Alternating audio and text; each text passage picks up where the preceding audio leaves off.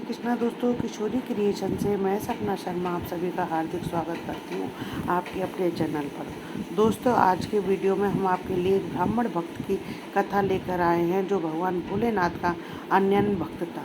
अगर आप इसकी कथा को सुनते हैं तो आपके जो भी शत्रु होते हैं वे मित्र बन जाते हैं, उसे सभी प्रकार के सुखों की जो है प्राप्ति होती है। एक नगर में एक ब्राह्मण जो है अपने परिवार के साथ रहता था। ब्राह्मण भोलेनाथ का जो है अनन्य भक्त था। भोलेनाथ की पूजा आराधना के अलावा ब्राह्मण के पास और कोई भी कार्य नहीं था। भोलेनाथ की कृपा से उन्हें जो कुछ भी मिल जाता उससे से उसके परिवार की गुजर बसर हो जाती। लेकिन ब्राह्मण की पत्नी जो है इस बात से संतुष्ट नहीं थी और इस बात को लेकर के उनके घर में जो है आए दिन झगड़ा होता था। ब्राह्मणी अपने पति से कहती है, अगर आप ठीक ढंग से नहीं कमाओगे तो आखिर परिवार का गुजारा कैसे चलेगा।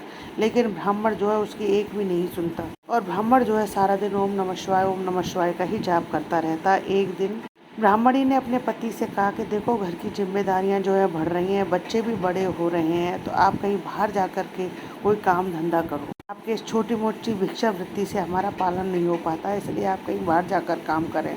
तो ब्राह्मणी की रोज रोज की खिचखिचते जो है ब्राह्मण तंग आकर के एक दिन और उसने जाने का फैसला कर लिया। उसने ब्राह्मणी से कहा कि वह सुबह सवेरे निकल जाएगा, उसके जाने की तैयारियां कर दे। अब अगले दिन सुबह ब्राह्मणी ने जो है एक पोटली में उसके लिए खाना और कपड़े बांध करके ब्राह्मण को दे दिए। भोजन के साथ में ब्राह्मणी ने उसे 2 उबले हुए आलू और एक थोड़ा सा नमक भी रख दिया। अब उस पोटली को लेकर के ब्राह्मण जो है कामकाज की तलाश में निकल पड़ा। अब चलते चलते जो है ब्राह्मण थक गया। उसने एक सरोवर देखा, उस सरोवर के पास में जो है वहीं पर वह रुक गया और उसने ठंडा पानी देख करके स्नान किया और फिर भोलेनाथ के पास ही में पीपल के पेड़ के पास जाकर के बैठकर भोलेनाथ को याद करते हुए कहने लगा कि प्रभु तुम्हारी लीला जो है अपरंपार है। और ऐसा कह करके वहीं पेड़ के नीचे जो है फिर लेट गया। ऐसे ही ब्राह्मण गहरी नींद में उसको गहरी नींद लग गई। ब्राह्मण उस जगह पर पीपल के पेड़ के नीचे सोया हुआ था, तो उसी समय पर वहां से माता पार्वती और भगवान महादेव का निकलना हुआ। इस ब्राह्मण को सोया हुआ देख करके माता पार्वती बोली, हे प्रभु, ये आपका भक्त है, आप इसका दुख दूर क्यों नहीं करते हो। महादेव बोले कि हे पार्वती, ये सब कर्मों का फल है और ये हर एक व्यक्ति को जो है भोगना पड़ता है। पार्वती जी बोली, हे प्रभु, ये आपका भक्त है और दिन रात ये आपका नाम जप करता रहता है, इसलिए आप जो है इसकी दरिद्रता अवश्य दूर करो और इसके घर में भी जो है आप सुख समृद्धि का वास करो। देव ने कहा कि ठीक है पार्वती।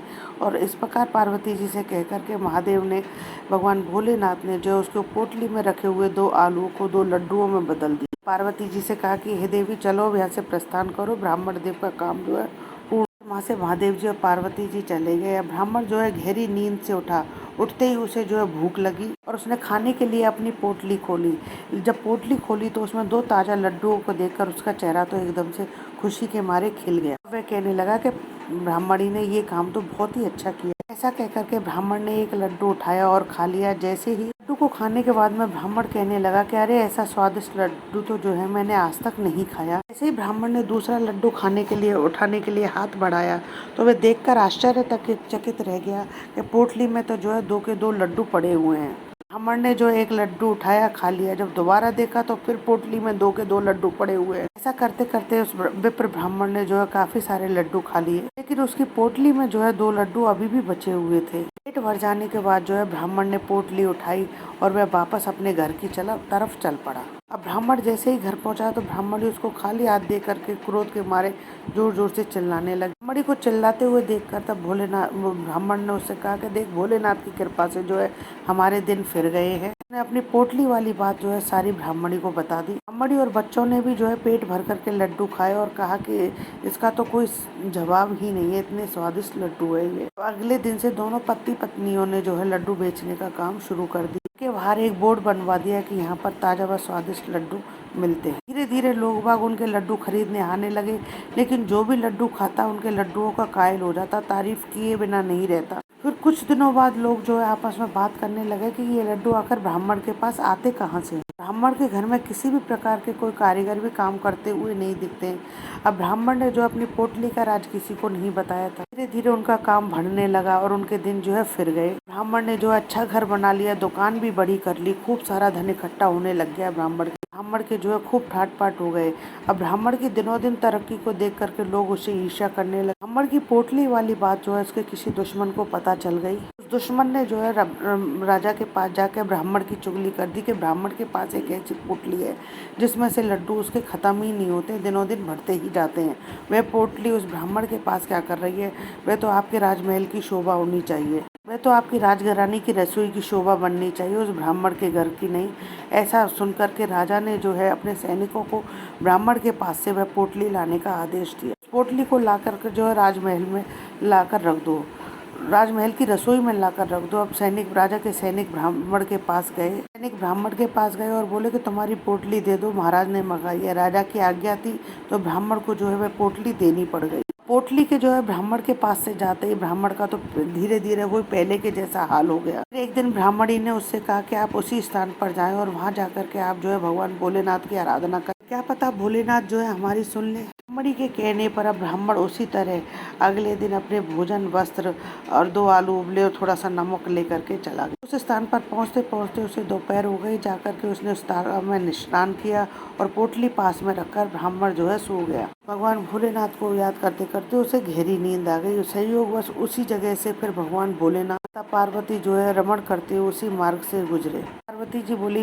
हे प्रभु, ये तो वही ब्राह्मण है ना, आज से 2 साल पूर्व जिस ब्राह्मण की जो है आपने मदद की थी, लेकिन तो मुझे अभी भी वैसे का वैसा ही दिखाई दे रहा है। भोलेनाथ, इसकी दशा में तो किसी भी प्रकार का कोई सुधार नहीं आया है, आप इसकी सहायता करो क्योंकि ये आपका भक्त है और आप इसका जो है उद्धार करो। भोलेनाथ जो है सब कुछ जानते थे कि ब्राह्मण के साथ क्या हुआ है, तो भोलेनाथ ने जो है ब्राह्मण की पोटली कहते हुए उस पोटली में 2 ईंटें रख दी कि हे पार्वती, अब इस ब्राह्मण को जो है इसकी पुरानी वाली पोटली, लड्डू वाली पोटली जो है वापस मिल जाएगी। ऐसा कहकर भगवान भोलेनाथ और पार्वती जी जो है वहाँ से आगे बढ़ गए। जब ब्राह्मण सोकर उठा तो उसे भूख सता रही थी, तो उसने अपनी पोटली खोल करके खाना खाने लगा। जैसे ही ब्राह्मण ने पोटली खोली खाना खाने के लिए, तो उसमें से एक ईंट जो है उछली और उसके माथे पर लगी। ईंट के लगते ही वे ब्राह्मण जो है बेहोश होते होते बचा और बोले, भोलेनाथ, ये तुम्हारी कैसी लीला है। भोलेनाथ के उसने खाना खा लिया और भोलेनाथ की ऐसी मर्जी है कह करके वह घर पहुंच गया।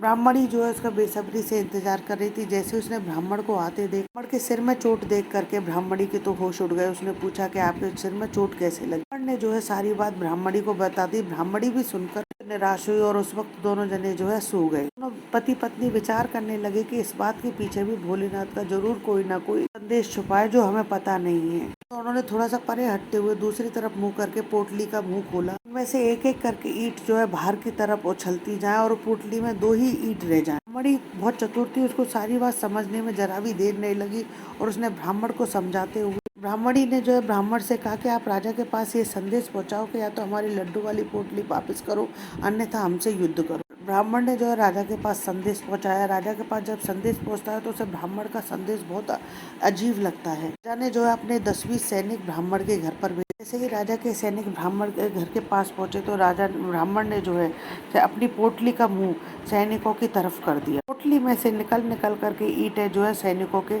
सिर पर लगने लगी। ईंटें किसी के सिर पे, किसी के हाथ पैर पर इस प्रकार लगने लगी। उनमें से एक सैनिक भाग करके राजा के पास गया और जाकर के उसने राजा को सारी बात बताई। सुनते ही राजा को जो है बात समझ में आ गई कि ब्राह्मण के पास तो किसी मायावी शक्ति का वास है, जिसके कारण उसके पास पहले तो लड्डू वाली पोटली, अब ईंटों वाली पोटली आ गई है। और ऐसा सोच करके स्वयं राजा जो है लड्डू वाली पोटली लेकर के ब्राह्मण के पास आए और उस लड्डू वाली पोटली को देते हुए बोला कि भाई, ये सारा क्या माजरा है, क्या है इसके पीछे। ब्राह्मण ने जो है राजा को सारी बात बताते हुए कहा कि ये मुझ पर जो है भोलेनाथ की कृपा है।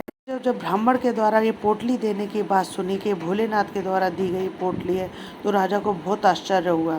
उसने न केवल ब्राह्मण को लड्डुओं वाली पोटली बल्कि उस ब्राह्मण को जो है आधा राज्य भी दे दिया। इस प्रकार वह ब्राह्मण जो है भगवान भोलेनाथ की कृपा से अपने शत्रुओं को भी मित्र बना अपने राज्य का सुख भोगने लगा। बोलो भोलेनाथ की जय। दोस्तों, भगवान देवों के देव महादेव भोलेनाथ की कृपा आप सब पर, आपके परिवार पर हमेशा बनी रहे। आशा करती हूँ आपको मेरे द्वारा दी गई ये जानकारी पसंद आएगी। यदि आपको मेरे ये वीडियो पसंद आए तो प्लीज़ मेरे वीडियो को ज़्यादा से ज़्यादा लाइक और शेयर करें। यदि आप मेरे चैनल पर नए हैं तो चैनल को सब्सक्राइब करना ना भूलें। पास ही में बेल आइकन को दबाएँ, जिससे मेरे आने वाले हर नए वीडियो का नोटिफिकेशन जो है आपको मिल जाए। जय श्री कृष्णा दोस्तों।